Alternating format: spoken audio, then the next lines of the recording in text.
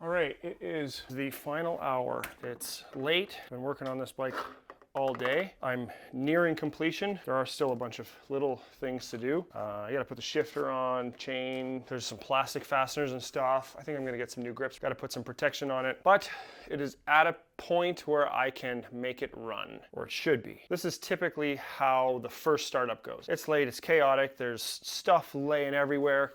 And I'm gonna start it up, then I'm gonna get it off my bench, pack it up, make another parts order. But I do wanna hear it run. I'm just adding a bit of extra. This was already pre-mixed, so I'm just adding a bit of extra oil just for a little extra lubrication on startup. It's always good. Very last step before startup. There's coolant in it, there's oil in it, carb's been cleaned, I've checked the jetting, good enough for a first startup, and we're about to find out.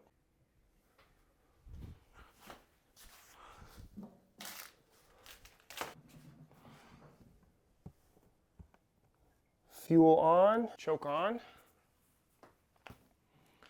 See what happens.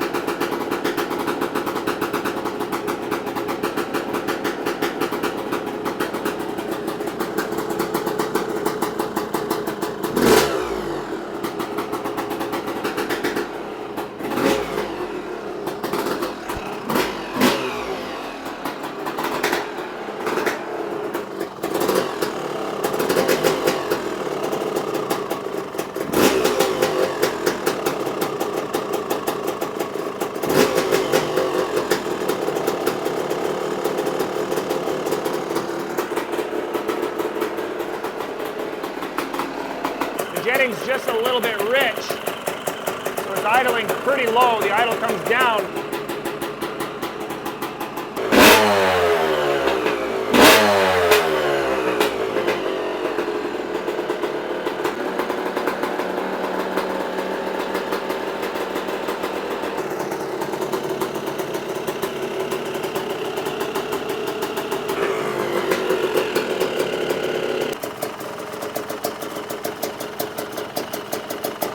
Certainly idle's pretty low.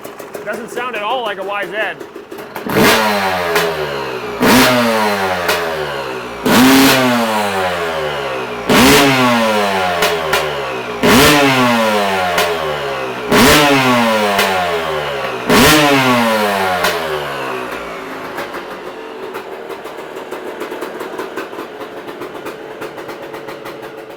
So that was the first startup. I didn't pre-kick it or anything. What you saw is exactly what happened, minus a few carb adjustments that I edited out. Fast forward a month or two, and we're at a Traction E-Rag event called the Big Rock Candy Mountain, and the bike is ready to ride. I finished up the plastics, installed the grips, added handguards and an Emperor skid plate. I've ridden it up and down the road a couple of times, but that's about it. I chose this ride for a few reasons. Number one, because it's an easy one. I won't stress the bike, and if there's an issue, I can get the bike back to the truck without much of a hassle because the truck is at the bottom of the mountain. Number two, because we're going to be gaining about 6,000 feet in elevation, and this helps me get a really good feel for what jetting changes I'm going to need to make. Number three, because the terrain has a lot of jagged rock, it will be a great place to test out the effects of the flywheel weight, the engine, and the suspension. And number four, because this is simply an epic ride every single time we do it. We explore an abandoned mine, we ride along a ridiculous alpine mountain range, and we go swimming in a crystal clear lake after it's all over. In fact, if you want to come on this ride, you can, because Big Rock Candy Mountain is happening again in a couple of months, and there's a good chance that we'll be riding in this exact spot. Now, this type of terrain really highlights what the flywheel is meant to do, at least from my perspective. We've got bumps here, could be rocks, could be undulations in the terrain, doesn't matter. This is a wheel.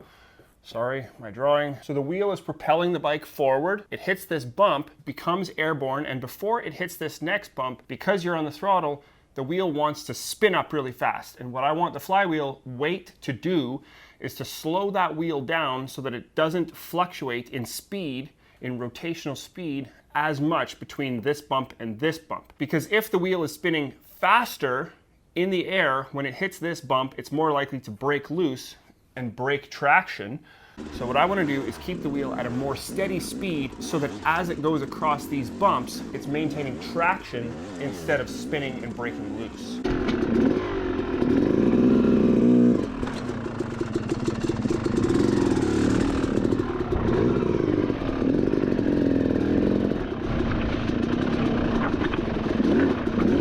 I knew that we were going to be changing elevation by about 6,000 feet. What that allows me to do is see how the bike is running at the bottom, and then as we went up, I'm looking for a symptom change. Hey, I got a YZ that stalls. It's not supposed to stall.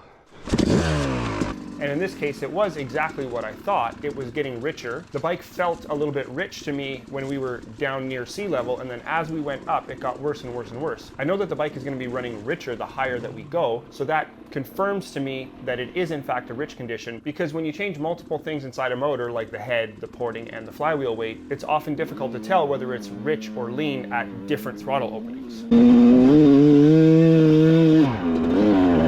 So something that I do if I'm struggling to find out whether something is too rich or too lean is I take it up and down in elevation by 4,000 or 5,000 feet, and that often highlights what the issue is. So I just dropped the needle half a clip position. I took out the 20 thou shim I had in there, and we'll see how that does.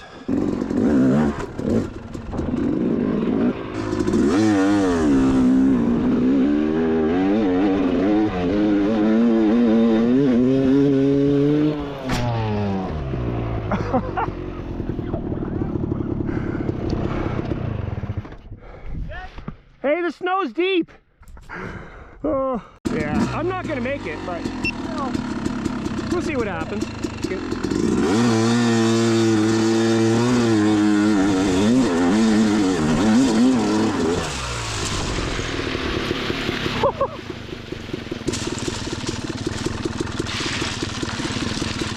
Now this was just my first ride on the YZ. At the end of the day, I was super impressed with the way that the bike was working, despite the fact that it was running quite rich, especially up at higher elevations. The flywheel weight really tamed the engine down, and it didn't seem like the bike was lacking any power. It still wicked up really quickly. The suspension was really quite nice on all that rocky terrain. And throughout the day, I really felt like this YZ could be the best YZ for gnarly terrain that I have ever ridden. The clutch was easy to modulate, even though it's really stiff. The jetting was definitely too rich, so it was prone to stalling. And in case you're wondering, this is not nearly the end of the testing. After that day, I rode the YZ a whole bunch more. I've put quite a bit of time on it. I changed jetting, I changed the carburetor, I changed the suspension, I changed the flywheel, I swapped that flywheel onto a different bike. So if you want to see how all that stuff folds out, I'll try to cram it into one video, maybe 2 videos. I don't want to spend too much time on it. If there are things that you're curious about, leave them in the comments and I'll either get back to you in the comments or I'll just include it in the next video. I'm definitely happy to cover content that you guys are interested